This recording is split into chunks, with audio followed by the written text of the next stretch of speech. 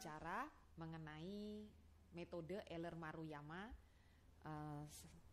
Metode ini merupakan metode yang paling sederhana untuk mengaproksimasi solusi dari persamaan diferensial stokastik.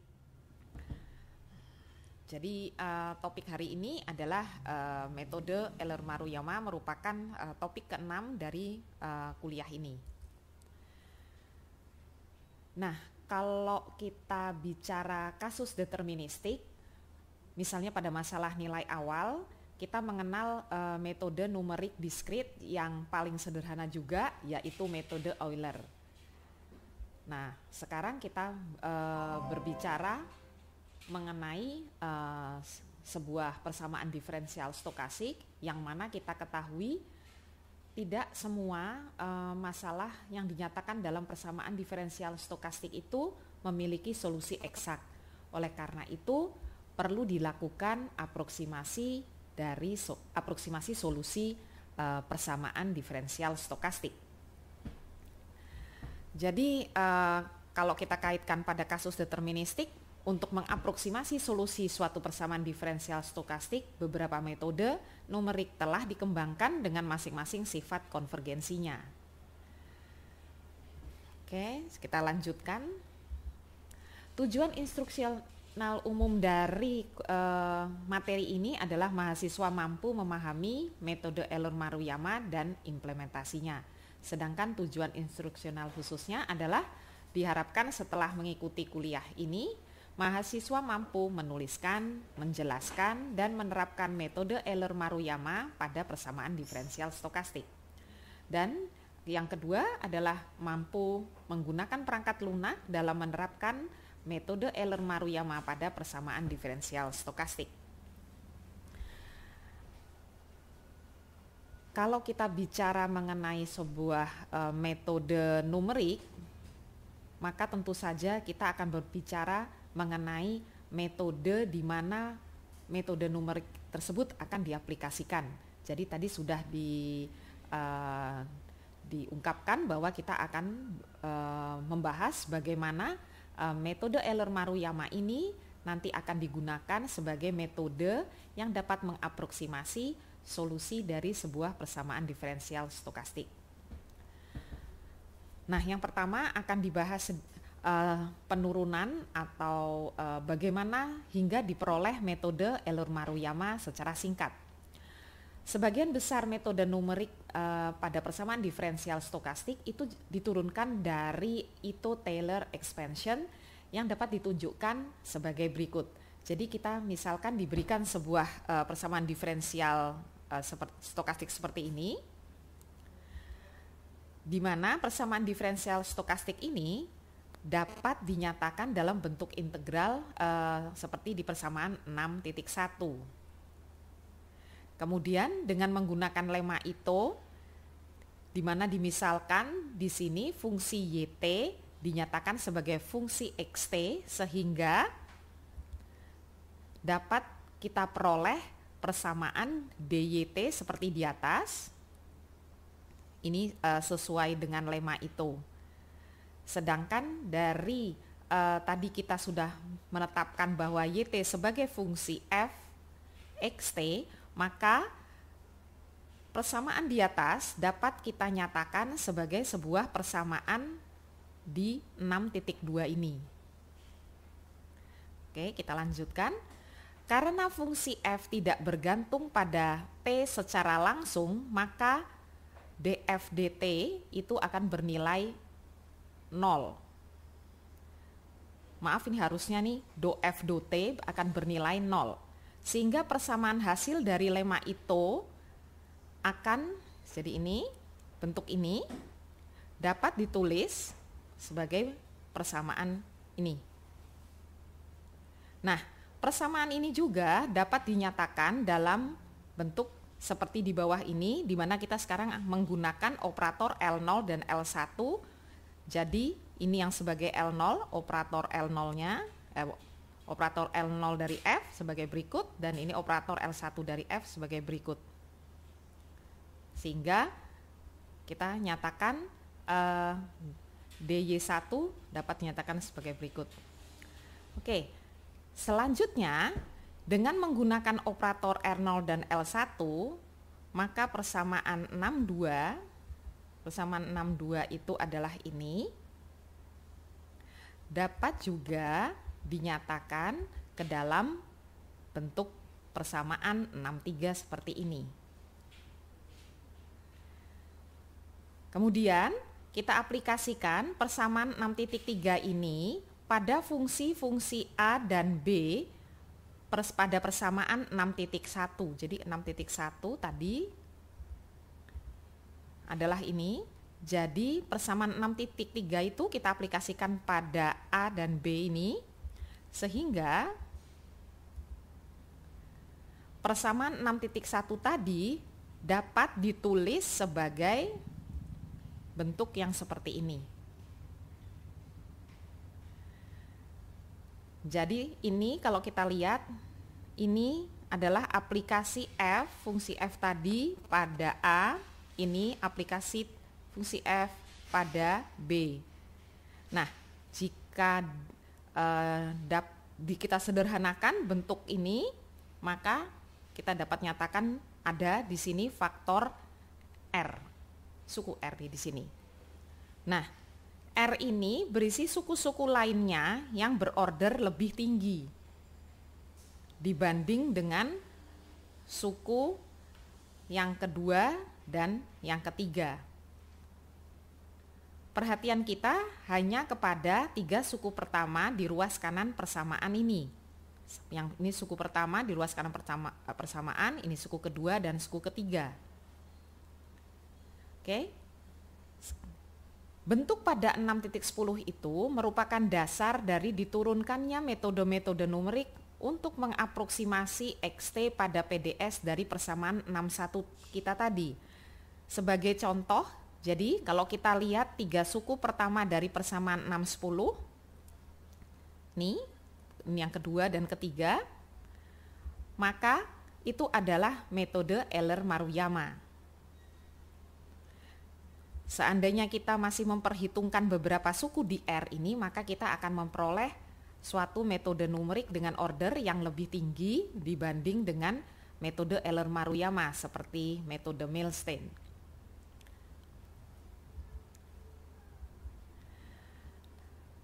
Seperti metode-metode numerik lainnya dalam implementasinya, maka simulasi sampel path proses stokastik ST dari persamaan diferensial 6.1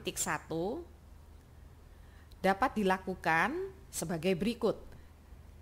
Jadi dilakukan ada 2 langkah. Yang langkah pertama adalah seperti pada umumnya metode-metode numerik yang kita ketahui, adalah kita melakukan diskritisasi interval waktu pada selang tertutup di mana fungsi tersebut akan kita atau persamaan tersebut kita akan aproksimasi. Dalam hal ini yaitu suatu selang tertutup dari 0 hingga T besar. Kemudian di sini L adalah banyaknya titik diskritisasi, maka dapat dihitung ukuran langkah atau step size delta T adalah T besar dikurang 0 dibagi L. Sedangkan titik-titik diskritisasinya sendiri dinyatakan dalam notasi tau J sama dengan J dikali delta T. Kemudian langkah kedua setelah kita melakukan diskritisasi interval waktu, maka yang kita lakukan adalah kita melakukan proses iteratif untuk memperoleh aproksimasi sesuai dengan metode yang digunakan. Nah, sekarang setelah tadi kita membahas mengenai secara singkat penurunan dari metode Euler-Maruyama, maka sekarang kita akan membahas metode Euler-Maruyama sendiri bagaimana. Oke, metode Euler-Maruyama seperti tadi dijelaskan diturunkan dari Ito-Taylor expansion yang dinyatakan dalam formula sebagai berikut. Jadi tadi kalau kita lihat pada persamaan 610 cukup kita perhatikan 3 buku pertama di ruas kanan, yang ini yang pertama, yang kedua dan ketiga. Nah, ini dia. Jadi pada persamaan 16 kita sudah memiliki bentuk iteratif dari metode Euler-Maruyama. Di sini nilai dari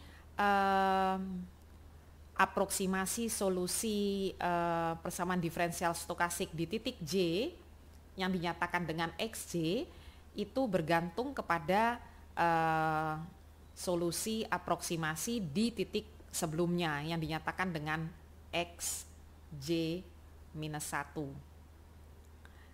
Ini kemudian fungsi A sendiri, fungsi A-nya itu dihitung di titik XJ min 1 dikali dengan ukuran step size dari metode numerik yang kita pilih atau kita ketentukan.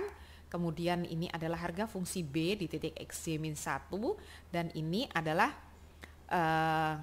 increment dari Wiener proses di titik tau J dengan tau J min 1. Oke, di mana J-nya? J-nya berjalan dari 1 hingga L besar, yaitu banyaknya titik diskritisasi. Nah, lintasan Brownian motion terdiskritisasi akan digunakan untuk menghasilkan increment W tau J minus W di titik tau J min 1 pada persamaan 611. Jadi dalam implementasi metode ini kita membutuhkan pertama-tama suatu lintasan Brownian motion yang sudah kita generate terlebih dahulu. Nah, dari lintasan Brownian yang sudah kita generate, yang umumnya itu menggunakan ukuran atau step size yang cukup kecil. Namun pada saat implementasi metode Euler-Maruyamanya dengan memperhitungkan cost dari metode numerik ini, maka tidak perlu kita melakukan simulasi dengan ukuran langkah yang sama pada saat kita mengenerate Brownian motion tersebut.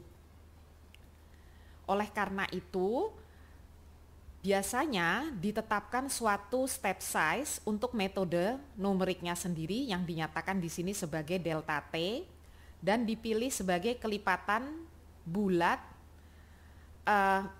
dan dipilih perkalian bilangan bulat R besar dengan increment ini delta T pada Brownian motion.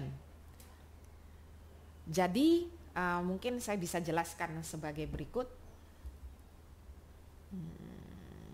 Tadi mana nih? Bukan ya.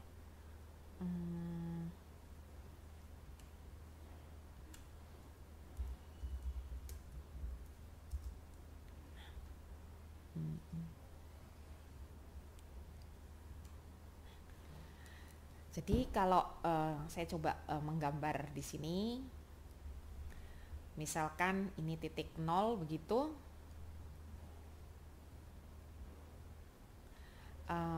Ini yang saya buat adalah titik diskritisasi dari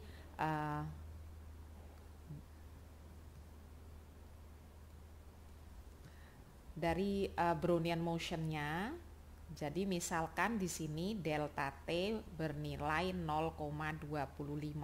Misalkan saja ini 1 di sini, ini 2 di sini.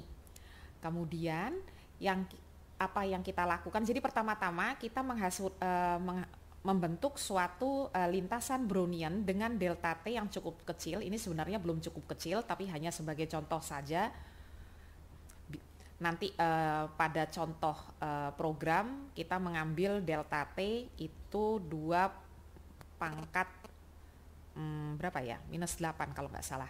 Kemudian untuk metode numeriknya sendiri kita melakukan atau pemilihan DT. Jadi untuk si metode Euler-Maruyamanya sendiri, DT itu didefinisikan sebagai R dikali dengan si delta T. Jadi seandainya saya pilih R itu dengan 4, maka kita memperoleh D besar T adalah 4 kali delta T. Jadi ini adalah D besar T, yaitu ukuran step size dari metode Euler-Maruyama. Langkah berikutnya adalah ke sini. Nah, begini. Ya, jadi dalam implementasi pada saat kita mengenerate Brownian motion-nya, kita menggunakan suatu step size yang cukup kecil, sedangkan dalam implementasi metode Euler-Maruyama sendiri, kita tidak perlu menggunakan step size yang sangat kecil seperti ini.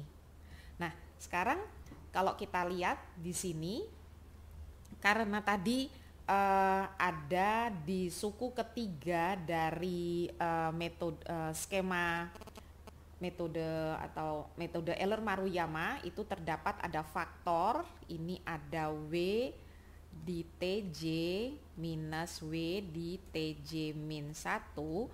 Nah, sekarang yang sebagai WTJ, misalkan ini di sini, di gambar ini contohnya adalah di sini sebagai contoh, sedangkan yang sebagai W di TJ min 1 itu di sini.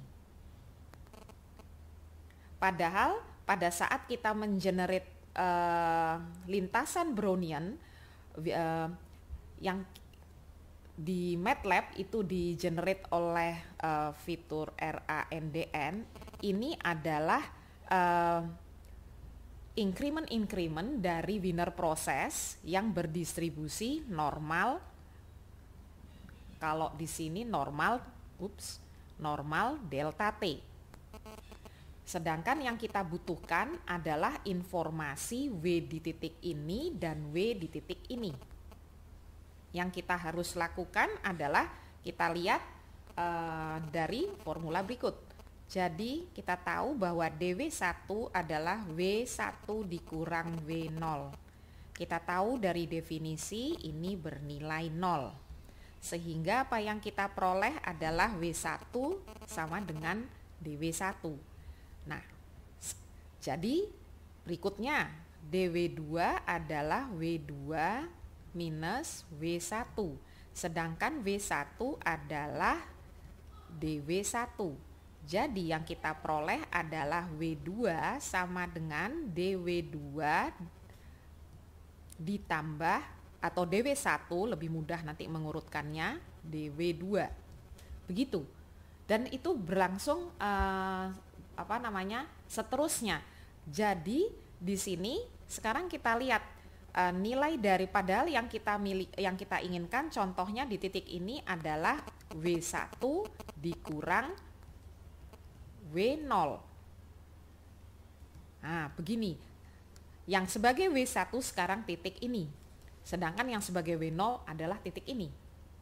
Jadi artinya apa? Berdasarkan ini tadi Anda harus menghitung, jadi ini nanti yang kita W1 di metode Euler adalah sama dengan W4. Ini W0, W1, W2, W3, W4 pada Brownian motion atau lintasan Brownian.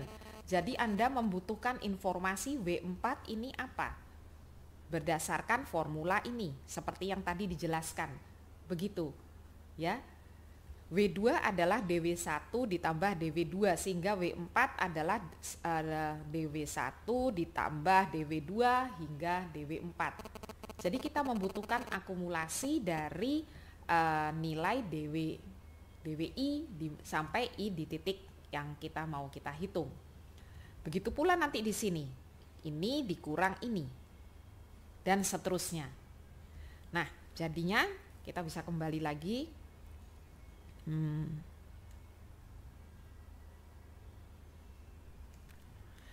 Oleh karena itu, kalau kita perhatikan penjelasan tadi, pemilihan R besar ini, R besar adalah bilangan bulat, ya, bilangan bulat lebih besar sama dengan 1, itu akan meyakinkan kita bahwa himpunan titik-titik, himpunan TJ di mana Brownian motion didiskretinisasi mengandung titik-titik tau J di mana metode Euler-Maruyama dihitung. Kalau dia tidak bilangan bulat, bisa terjadi dia akan menghitung di mana tidak terdapat informasi si nilai daripada Brownian motion-nya, ya. Jadi di sini itu tadi yang kita bahas adalah bagaimana di dalam metode Euler-Maruyama menentukan nilai dari nilai Wiener di tau J dikurang W di tau J min 1. Jadi maksudnya min 1 adalah, jadi kalau kembali ke gambar itu, misalnya contoh tadi untuk R sama dengan 4, W tau J adalah kalau di Euler-Maruyama adalah 1, namun di mana di Brownian motion itu adalah yang keempat, posisi yang keempat begitu. Jadi ini kadang-kadang yang agak membingungkan mahasiswa, bagaimana mengaitkan pemahaman atau persepsi dari simulasi Brownian dengan metode diskritisasi yang ada pada metode numerik Euler-Maruyama ini. Jadi di sini dengan kata lain untuk Euler-Maruyama digunakan step size delta T bernilai R besar dikali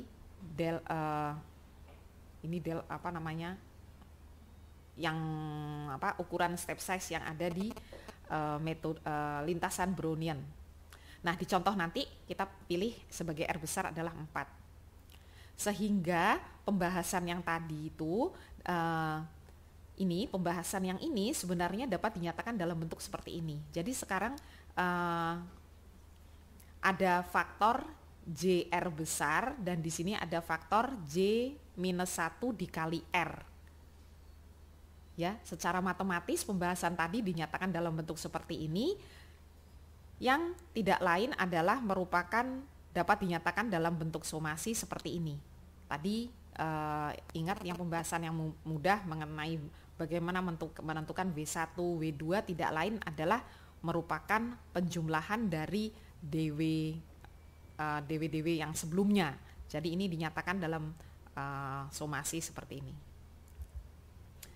Di dalam program persamaan ini dapat dinyatakan dalam nanti notasinya digunakan ini ya, sum. Jadi di sini variabelnya Wien increment adalah sum dari nilai DW ini dimulai dari ini hingga ke nilai DW di sini. Begitu. Nah, jadi ini contoh berikut di bawah ini adalah bagaimana kita mengimplementasikan metode Euler-Maruyama menggunakan program MATLAB pada PDS yang cukup sederhana di sini. Ini adalah suatu persamaan diferensial stokastik multiplikatif. Jadi kalau multiplikatif pada faktor difusi terdapat faktor atau variabel si XT-nya di sini. Satu lagi adalah model PDS aditif, dia tidak mengandung XT di faktor difusinya. Ini adalah harga diketahui harga variabel X di titik 0 adalah misalkan X0 dengan lambda dan mu-nya adalah sebuah konstanta real. Nah, ini di sini digunakan lambdanya bernilai 2, mu-nya 1, ini X0-nya adalah 1. Diskritasi Brownian pada interval tertutup 0,1 dengan ukuran langkah 2 dikali minus 8, dan diskritasi pada Euler-Maruyamanya dengan menggunakan ukuran langkah D besar T, R sama dengan R besar dikali DT. Nah, ini jadi kalau kita lihat di sini kita menggunakan, nah ini ada di MATLAB untuk menghasilkan bilangan random.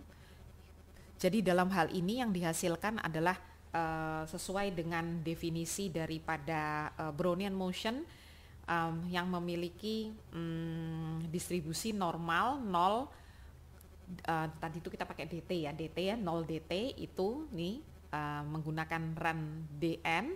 Di sini digunakan sebagai initial state dari random number generatornya. Ini misalkan digunakan 100, Anda bisa menggunakan initial state yang lain. Kemudian ini definisi parameter pada persamaan diferensial stokastik yang kita gunakan. Ini ada M sama dengan 5, artinya di sini kita akan melakukan 5 simulasi, ya, jumlah simulasi. Kemudian bagian ini adalah kita mendefinisikan interval waktu dan jumlah titik diskrit. Jadi ini T besarnya sama dengan 1 karena intervalnya tadi merupakan selang tertutup dari 0 hingga 1. Ini N besar adalah banyak diskretitasinya, ukuran step size dari lintasan Brownian-nya. Kemudian ini ukuran langkah dari metode Euler-Maruyama-nya, D besar T, sedangkan L besar adalah suku ke dari metode Euler. Kemudian karena kita akan melakukan simulasi sejumlah 5, di sini ada suatu loop untuk membentuk penambahan Wiener dan lintasan Wienernya sendiri. Jadi ini DW ini mengenerate increment dari Wiener motion. Ya, ini perlu dikali dengan akar daripada DT, ya, karena dia menghasilkan si random DN-nya itu bilangannya yang dihasilkan berdistribusi normal 0,1 karena si Wienernya si lintasan Brownian itu membutuhkan nilai-nilai atau definisi daripada Brownian motion itu memiliki incrementnya memiliki distribusi normal 0 dt, sehingga kita perlu lakukan ini. Jadi ini membentuk array 1 kali n bilangan random yang saling bebas. Ini inisialisasi sebelumnya, ini inisialisasi dari nilai x-nya, ini nilai awal. Nilai awal diberikan pada variabel sementara yang nanti kita gunakan di sini. Jadi di sini proses iteratif metode Euler-Maruyama-nya ini dilakukan sebanyak kita lihat ini J menyatakan banyaknya metode ini dilakukan karena tadi titik diskretasinya sebanyak L, maka kita lakukan dari 1 hingga L besar. Kemudian ini sebenarnya adalah metode Euler-Maruyama-nya sendiri. Ini 3 suku yang pertama tadi yang ada pada skema metode Euler-Maruyama. Kemudian ini W increment adalah yang kita butuhkan tadi, itu increment dari Wiener prosesnya sendiri, itu tadi sudah dijelaskan, dinyatakan dalam dalam variabel Wien increment ini. Jadi ini loop menghitung satu simulasi, kemudian proses ini berulang hingga tadi dikatakan hingga M sama dengan 5, kemudian ini plot, kita lintasan itu diplot, kemudian apa lagi? Ini dia melakukan dulu nih, plot dulu. Ini hanya untuk label saja. Ini adalah simulasi dari 5 lintasan yang dihasilkan dari program tadi. Kemudian sekarang pembahasan kita beranjak ke masalah konvergensi, karena kita tahu biasanya di dalam analisa numerik selalu diperhatikan atau dibahas mengenai konvergensi dari metode numerik tersebut. Nah, metode Euler-Maruyama ini memiliki tingkat konvergensi kuat, jadi berbeda seperti kasus deterministik. Kita memiliki definisi atau pengertian terkait dengan konvergensi itu dibedakan atas 2 bagian, yaitu konvergensi kuat atau konvergensi lemah. Konvergensi kuat atau strong convergence dari metode atau skema Euler-Maruyama adalah setengah, sedangkan kalau kita bandingkan dengan kasus deterministik, metode Euler itu memiliki konvergensi 1. Sedangkan dalam kasus tingkat konvergensi lemah, metode Euler-Maruyama memiliki order konvergensi 1. Nah, materi mengenai strong dan weak convergence ini Anda dapat lihat pada referensi 2. Nah, karena X XTN dan XN adalah peubah acak, maka harus jelas bagaimana mendefinisikan selisih antara keduanya. Jadi di sini XN adalah nilai aproksimasi dari XTN. Oke, jadi kalau gitu XTN adalah nilai nilai sebenarnya dari solusi persamaan diferensial stokastik di titik Tn, sedangkan Xn adalah hasil aproksimasinya. Maka sebuah metode numerik dikatakan memiliki strong order of convergence demikian jika terdapat sebuah konstanta C, pertidaksamaan ini dipenuhi untuk sembarang tau yang tertentu, di mana tau itu didefinisikan sebagai N dikali delta T, dan dia terletak atau elemen berada pada interval tertutup 0 hingga T besar. Ini berlaku untuk delta T cukup kecil. Jadi saya ulangin lagi,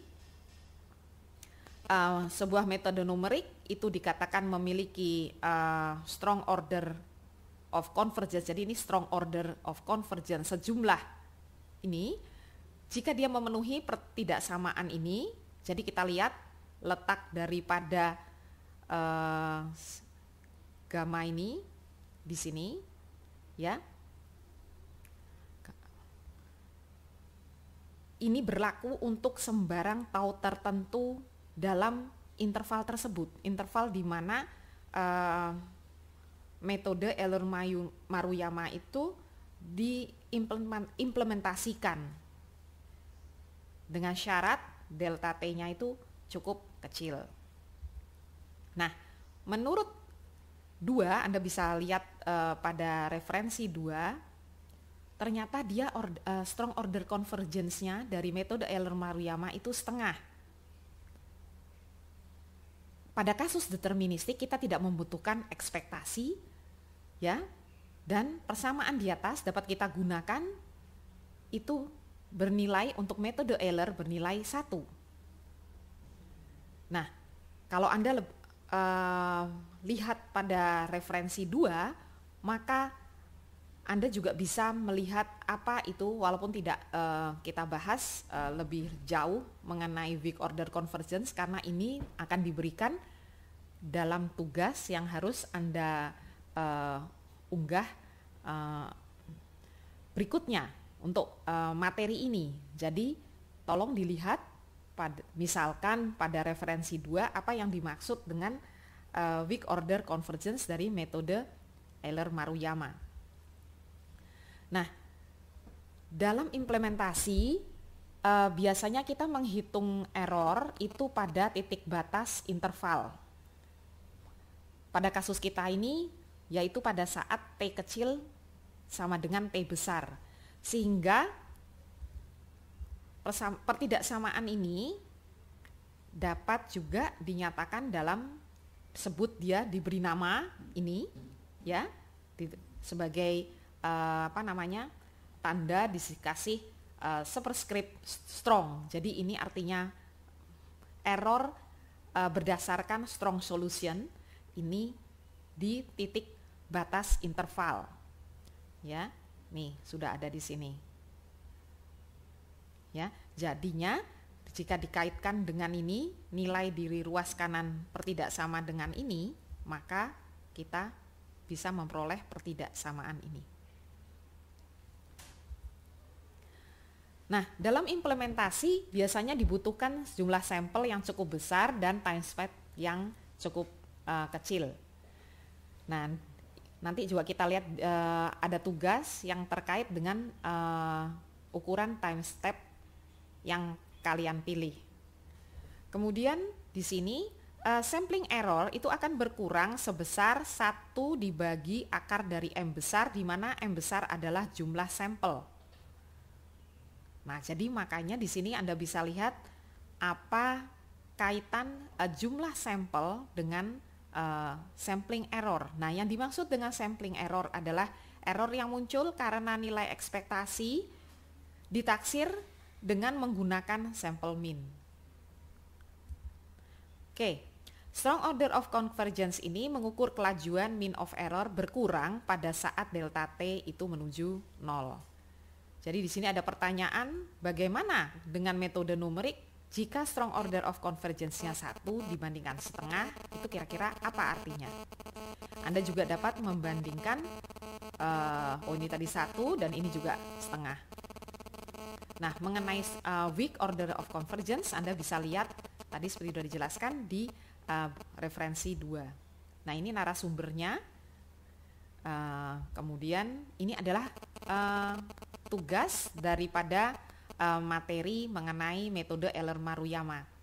Yang pertama adalah carilah solusi dari soal yang digunakan pada contoh implementasi metode Euler-Maruyama. Jadi kalau kita lihat di sini,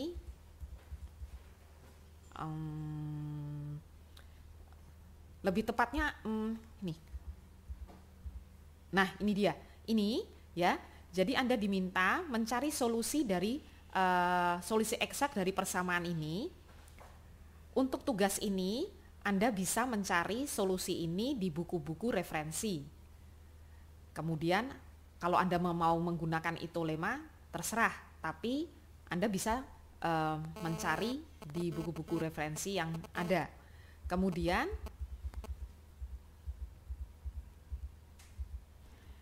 setelah Anda mendapatkan solusi yang digunakan, ini adalah tugas yang pertama.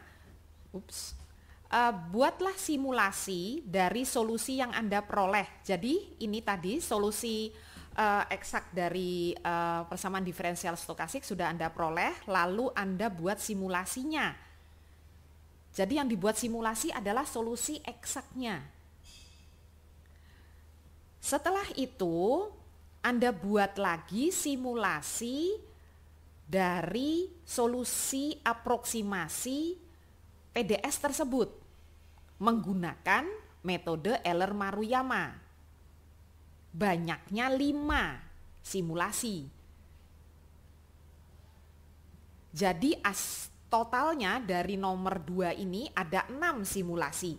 Yang pertama adalah simulasi solusi eksak persamaan diferensial stokastik kita, ditambah 5 simulasi dari solusi aproksimasi menggunakan metode Euler-Maruyama. Untuk tiap simulasi dari 5 solusi ini, Anda gunakan step size yang berbeda. Tujuannya apa? Ini di tugas berikutnya, agar Anda dapat menganalisa pengaruh pemilihan step size terhadap hasil aproksimasi. Bagaimana menganalisanya? Misalnya dengan menentukan nilai absolute error di titik T besar.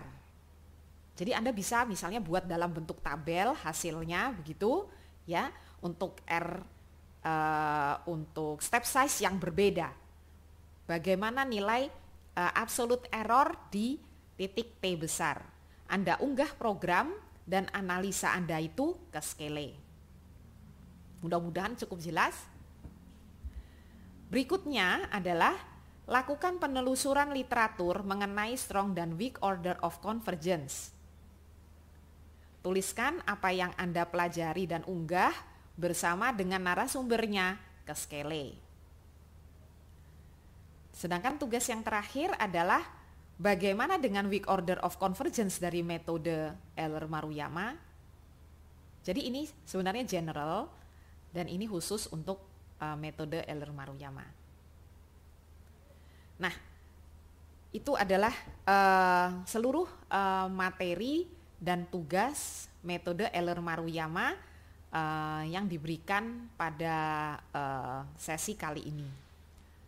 Mudah-mudahan penjelasan tadi cukup jelas dan membantu kita semua dalam memahami metode numerik yang paling sederhana dalam mengaproksimasi solusi dari persamaan diferensial stokastik. Terima kasih. Selamat siang.